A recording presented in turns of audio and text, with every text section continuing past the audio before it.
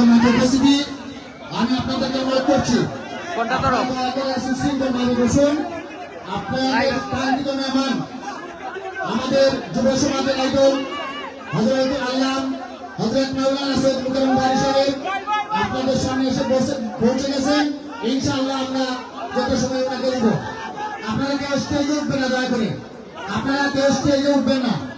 আমাদের পুলিশ ভাইদেরকে অনুরোধ করছি আপনারা সহায়তা করুন।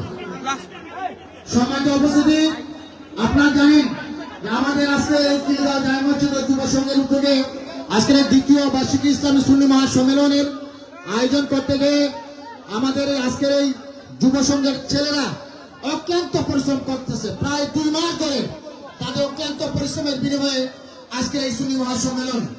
আমাদের প্রধান অতিথিকে বরণ করে নিয়ে আসতে সাহায্য থেকে আমরা ওনার কাছ থেকে আজকে অত্যন্ত সুন্দর আলোচনা শুনবো।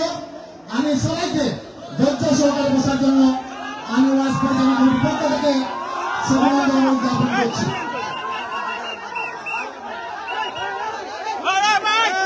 আমাদের ভলান্টিয়ার রয়েছে, তোমরা সবাই সহযোগিতা করো।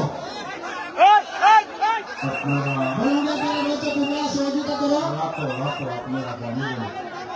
আপনারা কথা বন্ধ করেন, আপনারা কথা বন্ধ করেন, শালীনতা বজায় রাখেন, না হলে কিলগাঁওর অসম্মান হবে না, গোটা শ্রীমঙ্গলের অসম্মান হবে।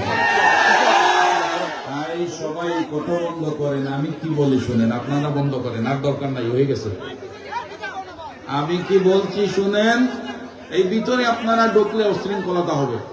আপনারা ভিতরে কেউ ঢুকলে বসবেন, দাঁড়াইলে দেখবেন না, কারণ প্রধান অতিথিকে সবাই দেখতে চান।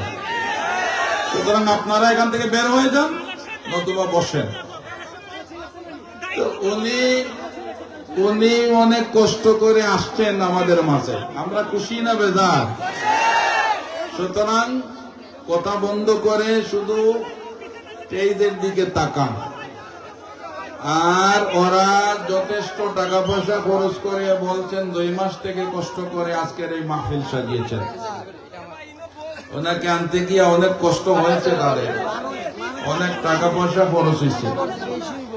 ওনার কাছ থেকে পারমিশন নিছেন তারা যে আজকের মাহফিলের খরচের জন্য 10 মিনিট বরাদ্দ দিয়েছেন। 10 মিনিটের ভিতরে আমি বলছিলাম 50 জন মানুষ 1000 টাকা পাইবনি আমরা।